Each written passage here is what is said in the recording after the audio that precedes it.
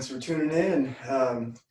Today we're going to be working on some kettlebell juggling and other complexes or flows going from one technique to the next. So we'll start off with the kind of swing that you'll use for most of your juggling. So there's many different kinds of swings, however many different ones. But when you're swinging for juggling, you want to bring the kettlebell up vertically rather than like swinging it out in an arc. You want to have the elbow bent and bring it up more in a straight line close to the body. So this way. Kettlebell starts in front of you, hike it back. See how it comes up in a straight line? In front.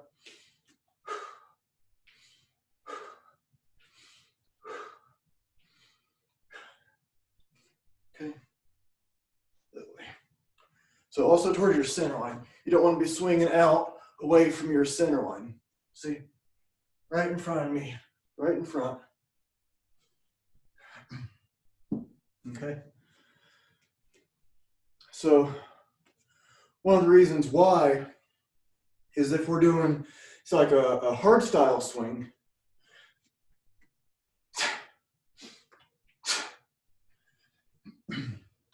the bell's going out, and if you want to start releasing the bell to start doing the juggling, which basically means spinning the bell around and catching it in various ways. So if the bell goes out too far and you have to reach to catch it, then you're going to end up coming down this way, and that puts too much force into the back, and you could hurt yourself. So when everybody's going to drop the bell juggling, I've been juggling kettlebell for almost the whole time I've been using them. It's like 10 years. I've dropped it thousands and thousands of times. So it's just the way it is. So you want to practice on a surface. So I'm at the gym, and we use horse stall mats. So there's you get them at the Tractor Supply or whatever. They're basically just really firm rubber mats, like they just call them horse stall mats. So your horse can do kettlebell juggling on them too, I guess. So again, let's look at the swing. So make sure your spine is straight. Now you don't want to be, this is called flexing your spine when it's bent forward.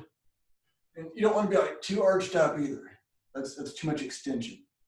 Just right in the middle. Just like if you were standing up straight with your glutes and abs contracted, that should be your neutral. It might look a little different than mine. And you just hinge at the waist. Knees bend a little bit.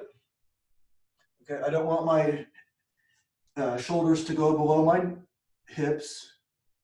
It's a nice straight line here. I'm looking down at the bell, or you can look at like the corner where the wall meets the floor. So pull up in a straight line towards you, and also center line.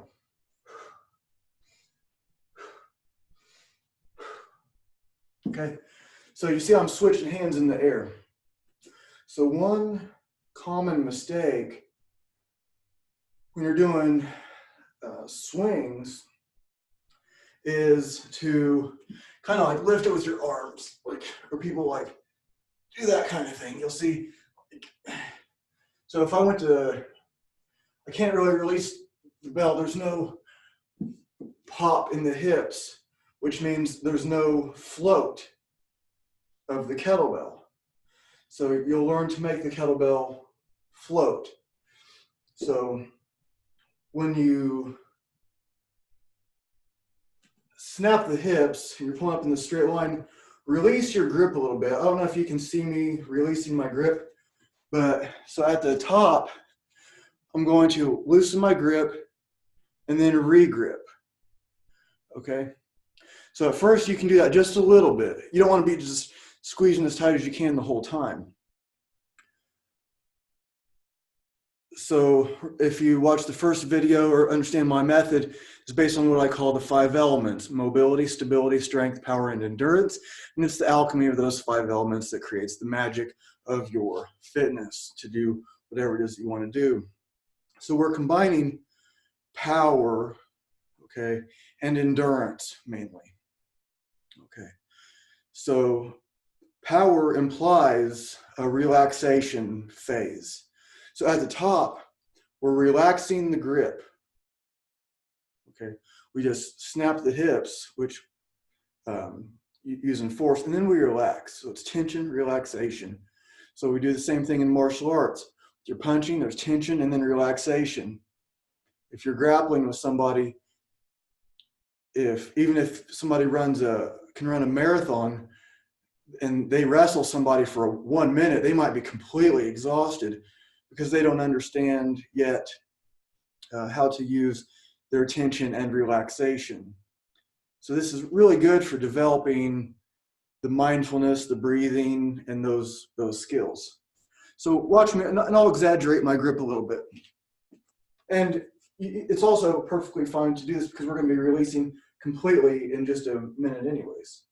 So you can see my hand here. Can you see that? Okay, I'll exaggerate a little bit.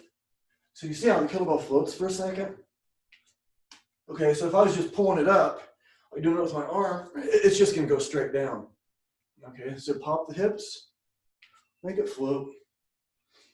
Okay, nice and close to the body. Okay. So I probably don't have to tell you, do the same amount both hands pretty much. The next thing that we'll do is the forward flip. So I think I'll do it from the front. I'll do it from both angles, front and side. So basically, I'll use this demonstration kettlebell. So basically what I'm going to do is when I pull the kettlebell up, this is just 4 kilograms, so I can demonstrate with this. So when I pull the kettlebell up and it starts to float, at that moment, I'm going to push the handle forward. I'm pulling the bell up close to my body, and I'm pushing the handle forward. The handle will spin around, and I'll catch it again. So, and when I catch it, you see my arm comes down, and once it's starts to go in between my legs, that's when I hinge back. So that's how I load my hips instead of like catching it out here and then look. Like you see how that angle on my back isn't so good? So that's the idea. So we come up this way, pull it towards the body, we'll push forward, the bell will spin, you'll catch it again, and then as the bell comes down, you sink into it with your hips, and you'll kind of like follow the kettlebell back. And you'll see this is 35 pounds that I'm using here. And later on, as long as I remember, I'm going to show you what it looks like with heavier weights, because I'll get to that when we get to that. But the way that we learn to like follow and absorb that force, it becomes, well, it's just more with the heavier weight, obviously, but I'll cover that when we get to it. I don't want to get off on that trail yet. So it's good to practice your kettlebell juggling outside or on the horse stall mats. So forward flip. You can get a couple practice swings first.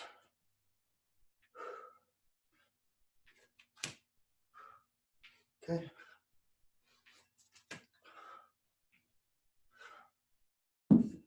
So a note about the breathing pattern. There's 2 basic kinds, the anatomical and the biomechanical. So the anatomical is I'm breathing out when I'm lowering, and I'm breathing in when I'm raising up, like a yoga class, because we're relaxing, okay? So this is what you would probably want to do if you're going to be doing this for a long time. And also, once you're breathing heavy and you're trying to keep the bell moving, you're going to end up using your breath in various ways, whether you like it or not, if you're pushing that.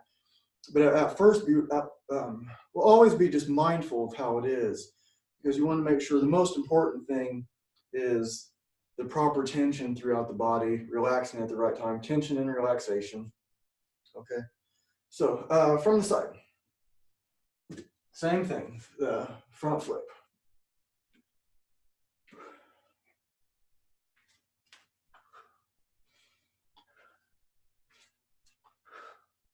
Okay, pull it up close. Once it's floating, then push the handle over and catch. So if the bell goes out too far, let it drop. Don't try to save it. Don't do that. If you pull it up too close and it starts getting like it's gonna like hit you instead, just don't worry about trying to catch it. Just push it away from you. And that's why it's good to practice where you're not worried about dropping it at all.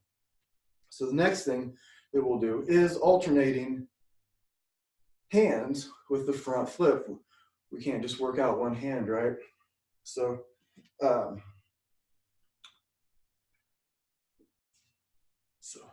center line, pulling towards the body. Switch.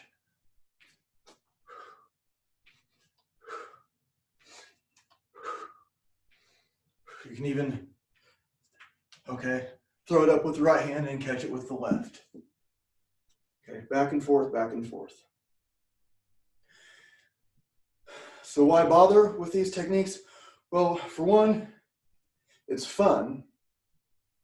And two, it develops your all-around coordination. You're coordinating your breath, hand, eye. You drop it, there's your foot coordination, because you want to make sure your feet are out of the way. Your mindfulness, because when you're doing that, you're not like, oh, got to pay the credit card bill. Oh, there's the electric bill. You're not thinking about anything. And there's a Zen state where it's spinning, and then you catch it again, and the only thing that's going on is the juggling.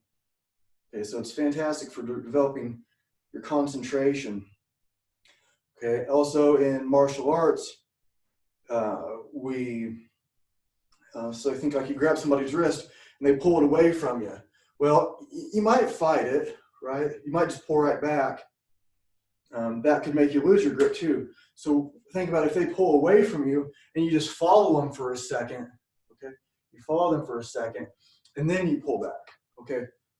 I could be talking about a ton of different techniques, but the point of that is you can follow developing your explosive grip, okay? So you have to grab, okay? And so while this is 35 pounds, so watch this. Take the 35 pounds, and are you worried about my foot? Probably not, okay? Now watch me drop it on my foot from here. Are you worried? I'm not gonna do that, that'd be crazy. So the forces they multiply quite a bit, just like it's not a big deal for 35 pounds to be on my foot. It would crush my foot if I dropped it from that high. So your tendons are absorbing all of that. So you develop an explosive grip, tension and relaxation at the right times, and total body coordination, and it's fun, okay? So moving on to the next one. We'll do the backflip, okay? So this time, okay, just what it sounds like, we were just doing the front flip where we push it forward. This time, when we do that, when it comes up, we'll pull it back towards us, let it spin around, and catch. So we'll bring it back this way, it'll spin around, and we'll catch it this way. Okay. I think, well, anyways. It's good to have some chalk. So, back flip.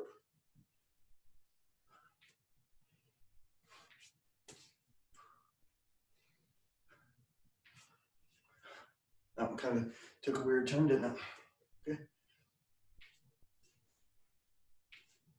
Back flip.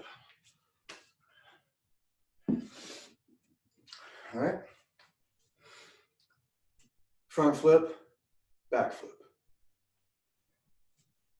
I'm going to be covering probably a few more of these. And the way I learned, I was just out in my backyard, close to downtown Indianapolis. And I was oftentimes using a 53-pound kettlebell. That's when I started with.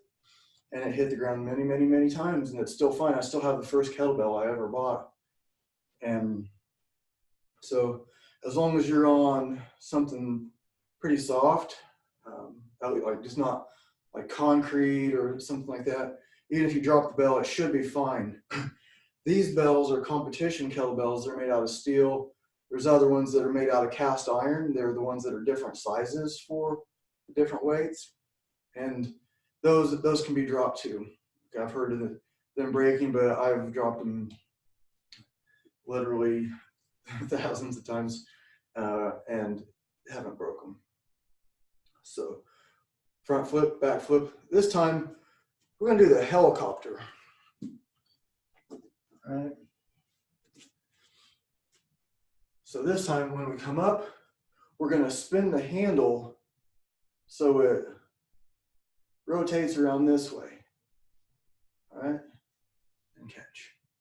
So we can catch the same hand, and just like the other ones, opposite hand.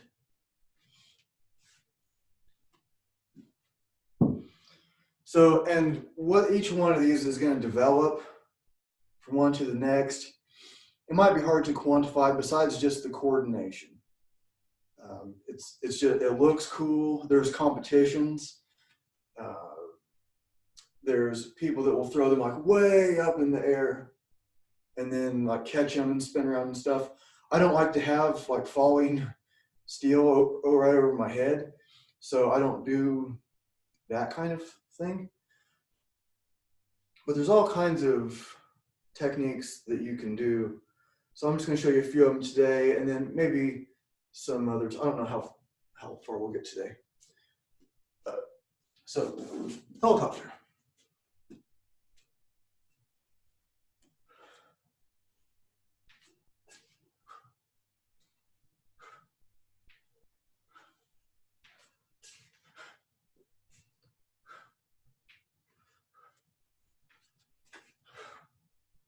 Okay.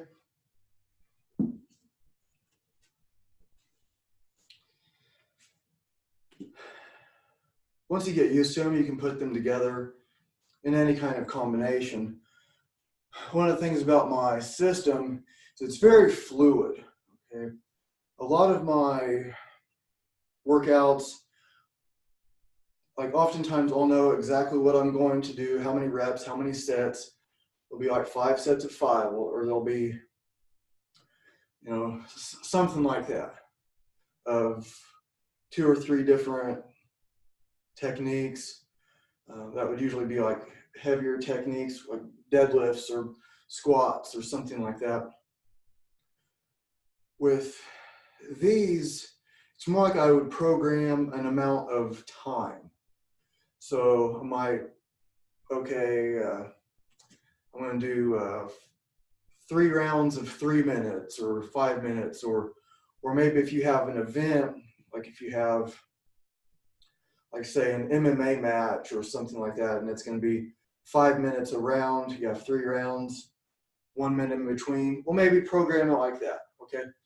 I'm not saying that's like the best thing you can do for your MMA training, but it doesn't hurt to have that 5 minutes of concentration, 5 minutes of breathing hard, 5 minutes of hand-eye coordination, total body coordination, and then you have that 1 minute rest because that's what they give you. Or you can program all sorts of different ways. Okay. So we did front, forward, backward, helicopter, and you might guess you can do helicopter the other way. So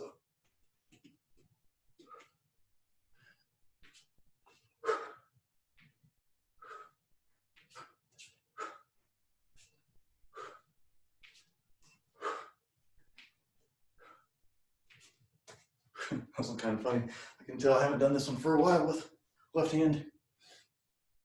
But, and as you'll see also, once it flies funny, like you can kind of like figure out why. I can't tell you the last time I did helicopter. It might have been just several weeks ago. I don't remember when I did my kettlebell video several weeks ago for YouTube. I don't remember if I had helicopter in there. But you can also do helicopter catch with the other hand. So better get some shot here.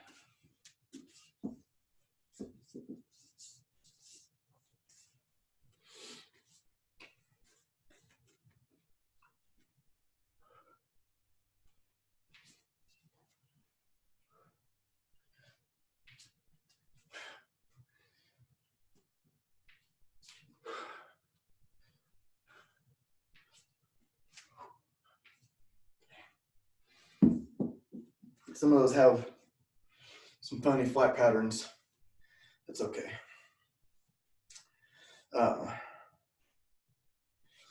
You'll also see like maybe some different flat patterns with using the competition size kettlebells and the iron ones. But work with whatever you have.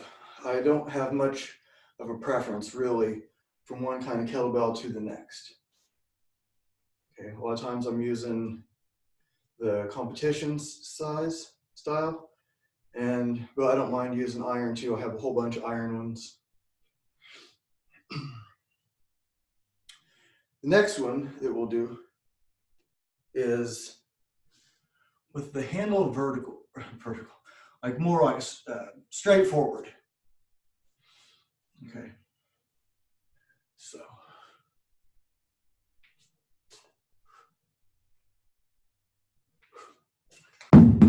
See, gotta have that soft landing. Okay. Spin it back towards you.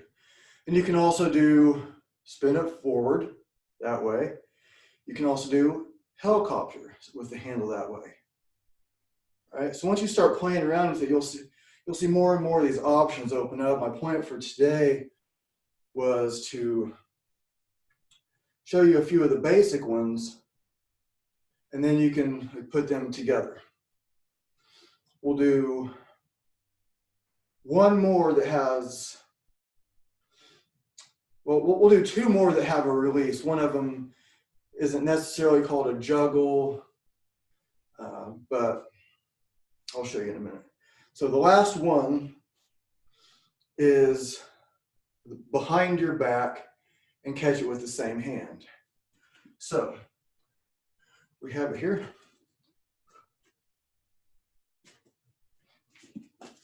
And we catch it in front. Okay. That has a little bit of a different pop to it.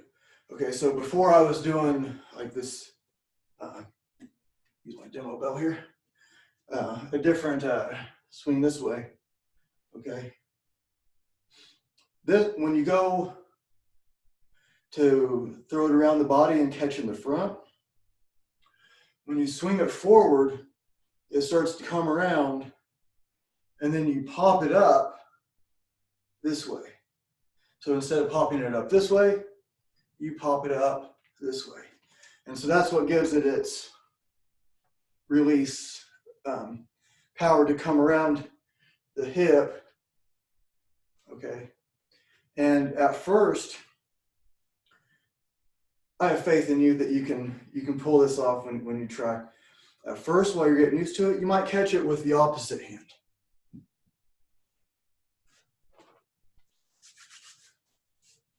So I'll show you with the, catching it with the opposite hand. So I think I'll show this way. Okay. So it comes around. Okay. So from the back, I'll show you, it's kind of just like a handoff in a way.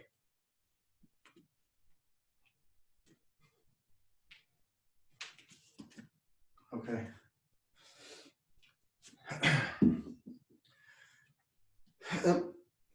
It might seem a little awkward at first, but if that helps you just to kind of get used to it coming around before you're ready to just go for that, the main technique. And if you're outside or you're on a mat like this, you're probably not going to hurt anything. Probably, right? So again,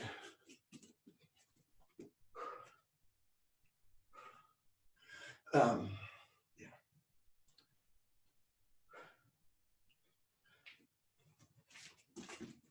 Okay. Sometimes you have to like step that foot out to get the catch. All right. Now, I'm just going to kind of like flow for just not very long. I'm just going to like give you a little bit of an example of how you can put them together, right? So at first you might even just get used to doing this. Okay, remember releasing the hand. Okay, make sure it's floating. If you haven't yet got this float down, then work on it. You can get it. It's all in the hips. So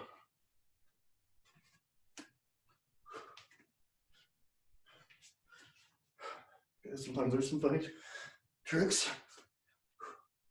Helicopter, reverse helicopter. Yeah, now they're floating, right? Okay, back and diagonal. All right, spin back, okay. All right, you see?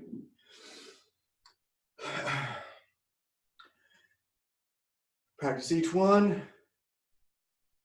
and then see how you can put them together. All right, so.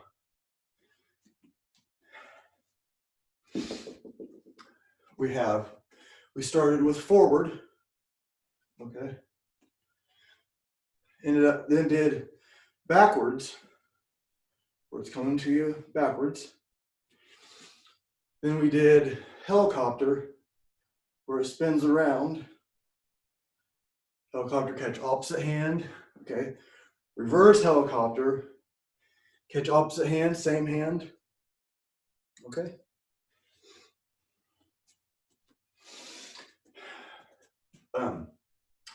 And then with the handle pointing this way, all right, spinning it back, okay, you can spin it forward that way, and you can also, once you're here, you can spin the handle around this way also. All right, make sense? Of course it does. Oh, keep wanting to put this one down. And then behind the back, we start with that hinge, okay, and then it comes around to the outside of our body, and then it pops up. So, pops up. It should keep kind of float around this way, and then whatever, you can step to the side to make sure you catch it in between your feet, okay. And again, don't chase it.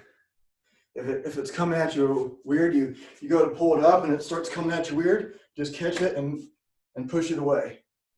Let it drop. Okay. The next one that we're going to do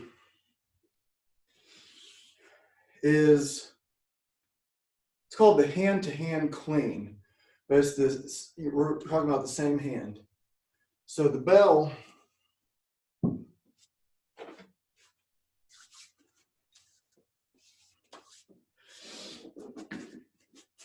I'm going to basically flip it up, starting with it on its handle, and then I'm going to catch the ball. And then I'm going to push it off the ball and catch the handle again. So, like that. So once you're here, you have some options. Maybe you press it that way. All right. All right. But for now, focus on that clean. Notice my elbow's in tight. I'm not catching it out here. See how it got off balance already? Keep it in tight. And then push it forward a little bit and catch. Now I mean, push it forward just a little bit, right? Because it's going to start falling. When it starts falling, that ball end will fall first and start spinning around. And then you grab the handle, okay? This belt, just so you wonder why is 4 kilograms, so that's 9 pounds. It's kind of harder to demonstrate with. It's too light for me to give me the feedback, but it's really good for just holding it there like it would be in the air. So hand-to-hand clean. I'll do a few of them. So, all right. Opposite shoulder. Okay, elbows in. All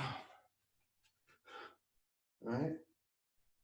Push it forward just a little bit. Okay. So when I push it forward, look at my elbow.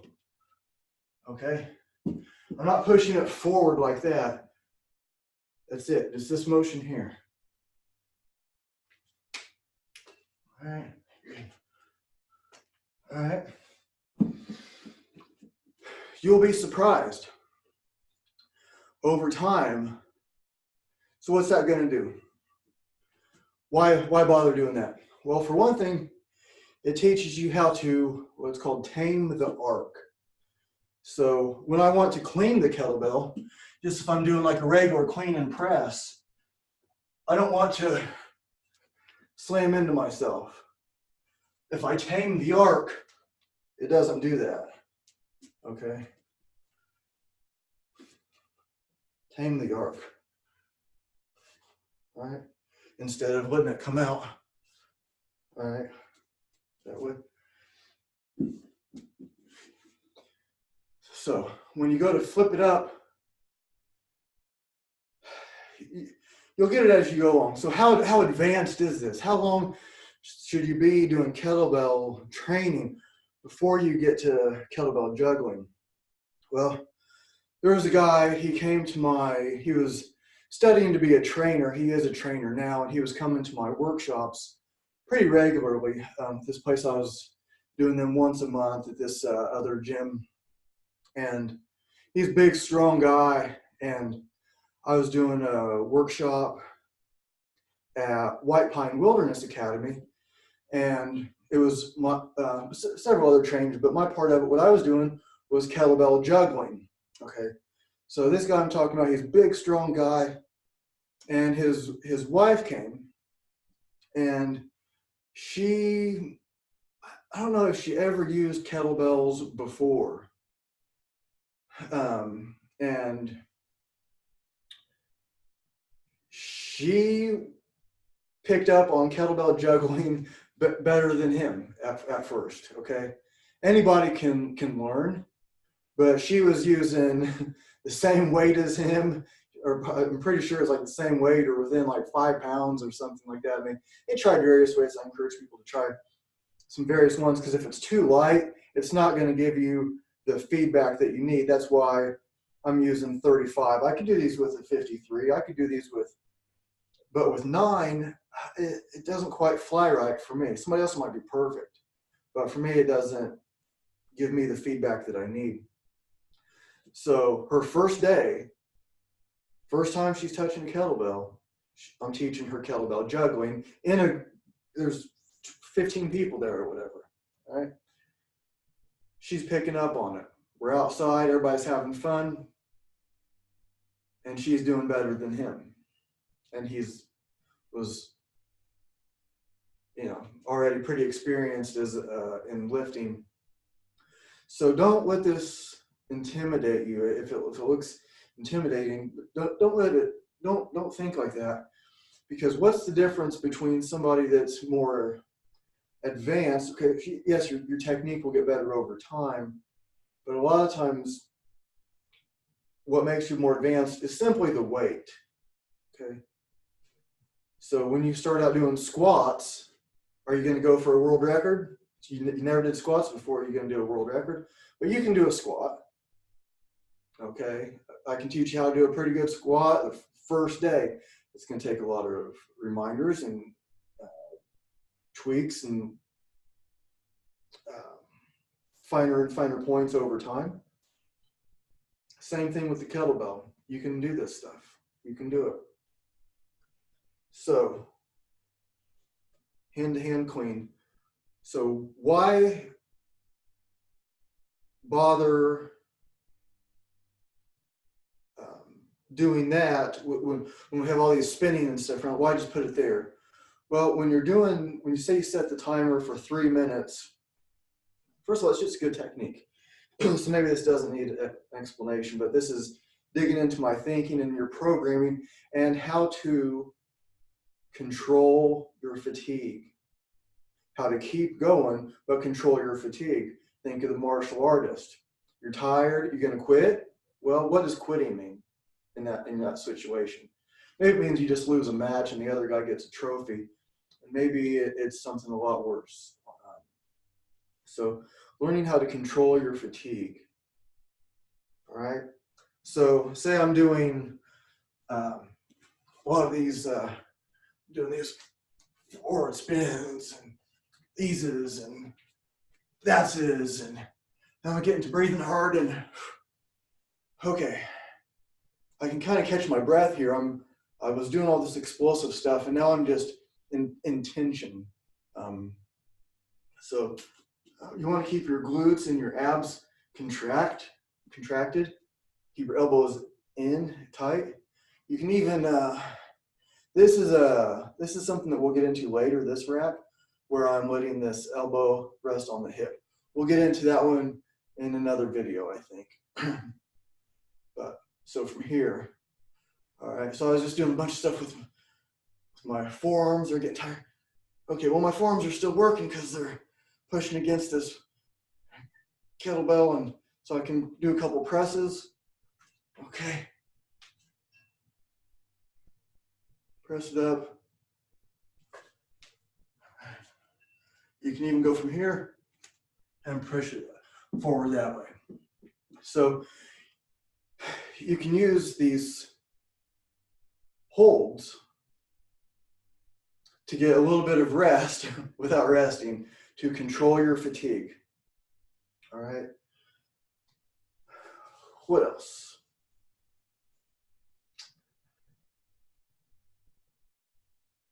I think so we're at about what, 40 minutes here. There's some other kettlebell juggling techniques. I think we'll do another time. This little sneak peek preview of that, what that will be, is swinging to the side. Okay, so having the kettlebell this way. All right. So I guess why wait till next time? We just did it, just showed you. So we'll go ahead and do that. Just to give you so here, with the elbow stops here at this point. Don't reach and spin it. Okay, you might see some people do that with like lighter weights. Lighter weights, you can be more exaggerated. The heavier weights, you got to keep it tight. Okay, so this way. So make sure when you do these cross the body, make sure your hips are back, your knees are, your shins are pretty parallel, or pretty vertical rather. Okay, obviously, if I have the kettlebell here, I'm going to hit it into my side because that arm, it's coming down with gravity, whether you like it or not. So I want my hips to come back so it clears my knees. Okay. So that's important. There's other things that we'll do that involve this across the body thing. I have so many things that I'm going to show. This, if you're watching this video, you're part of the Freestyle Kettlebell Club. I promise you, I'm going to keep bringing it. It's also not just about more and more techniques. Well, I'm always coming back to fundamentals, but I'm going to show you all kinds of cool stuff. This will be the best source of kettlebell, all around kettlebell information in the world. Okay, that's the mission. Okay, so I'll do it from this side, I think, so you can see me. So this thing. All right, makes sense. One more. It's going to be, okay. So I'm standing, my feet are just right under my hips.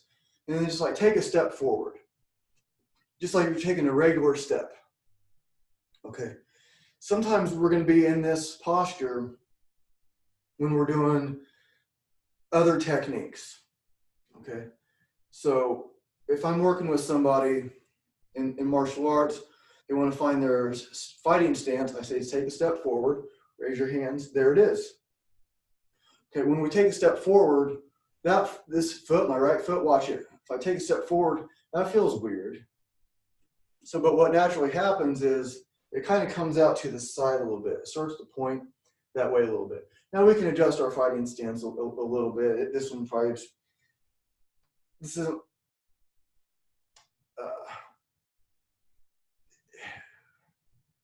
enough of that. I don't want to get too in the weeds here. There's so many rabbit holes we can go down. But basically, you take a step forward. When that heel comes up, all right, then it kind of comes down at more of an angle. So this time our kettlebell is coming this way from the side. Okay, so it's similar to this one, except we have a foot back and it's coming more like front to back rather than side to side. But it's kind of similar of that. Okay, so I'll do a couple of them. All right. Cross the cross. Then here. Another thing that I will often put in people's programs is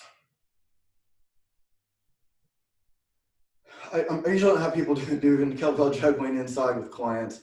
I have done it, but it's more of an outside class thing for me. But if you're in here, if it's just one person, you're on the, okay. But you can also, so if you're doing this one, where's that rest position? So you can bring it up kind of like here. Then you can start adding your leg stuff into it too. Okay, you can come back and you can kind of like drop it behind you. All right, that kind of like coils it coils it up rather than just letting it swing around. All right, so how would I get to that one? All right, so I'm doing like all these front ones. So you can just watch. So forward, forward, then just take a step back. So forward, step back. Okay, forward, step back.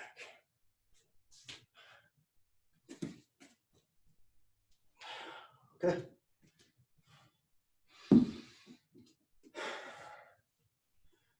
I'm going to do 3 minutes of I don't know what. I'm going to let it flow. Where's my timer? I'm just going to let it 3 minutes flow so you can see some ideas. The timer that I use is called Impetus. IMPETUS. You can program it for any amount of time, any amount of rest, any amount of sets that you want.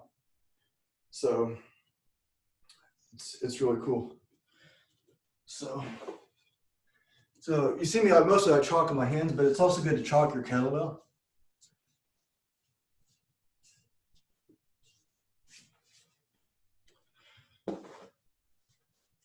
And I'll probably be doing something that wasn't covered yet in this video. Just watch, see what happens.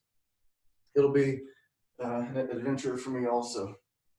I just want to give you an idea of these. Not every program has to be like written in stone, follow exactly this, and that can work. But when we're doing something like this, to me, it's fun. It's going to be good for you. There's great benefits, but it also doesn't have to be like so regimented. I have to do 10 of these, and then 10 of these, and then 4 of those, and then it's supposed to be fun and let it flow and be creative. And the more of these tricks that you have, the more creative you can be. And isn't that cool?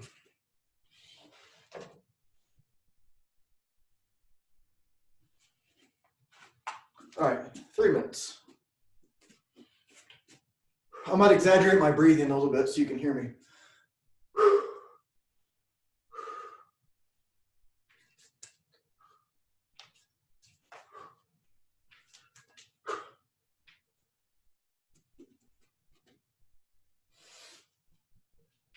That was in the last video.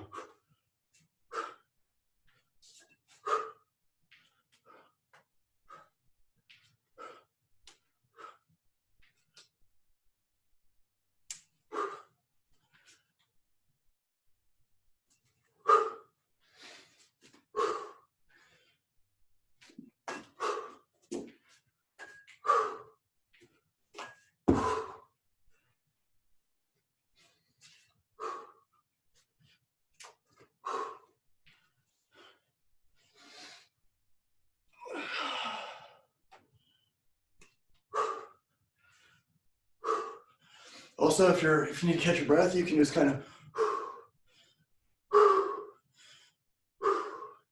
That way you're not stopping, but it's not as an explosive of a movement as you were doing, okay?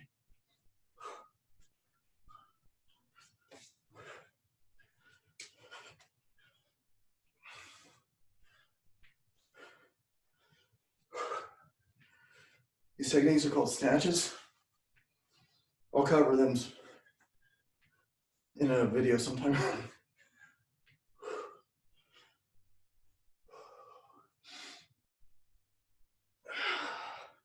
Some overhead squat variations. I'll cover those too. Just absorb. That one I do recommend inhaling on the way down.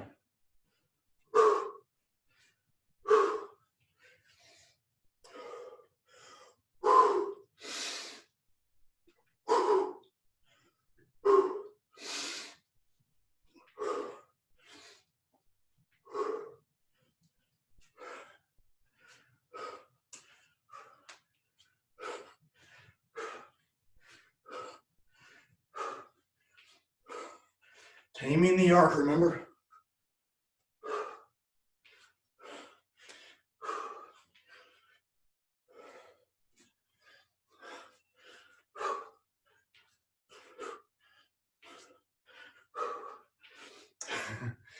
Not always going to be perfect. It's okay.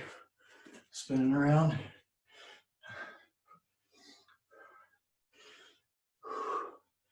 Do we cover this one? You might find yourself just doing it though.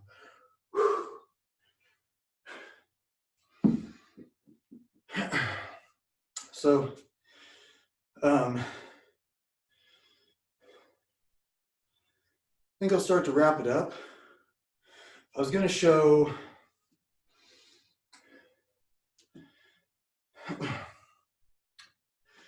the importance of, I'm sure you get it, but the importance of once the bell comes down to absorb it with that hips. Okay, so what are hips? Okay. I'm mainly talking about the glutes and hamstrings, but also it's gonna be like the hip flexors. Like everything is on, okay? So hip flexors or hip extenders, glutes, hamstrings are doing a lot here. They shouldn't be like hurting my lower back. My back shouldn't be doing this. And at the top of each one of them, you want to make sure you get full hip extension. All right, don't, sometimes you see this kind of thing, all right?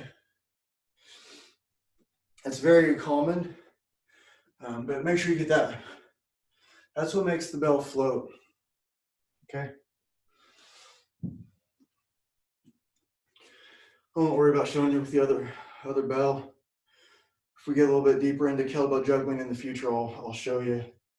It's pretty much the same thing. I might as well just, one more thing. So this one's 53 pounds. Okay, I've done this with 88 pounds. I think I'll show it from this side so you can see.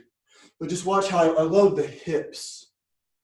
Okay, I really wanted to drive that home, loading the hips.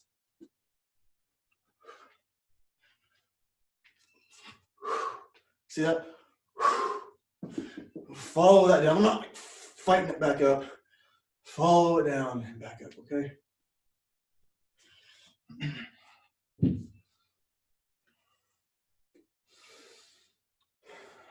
So, thank you for tuning in. I hope you enjoy.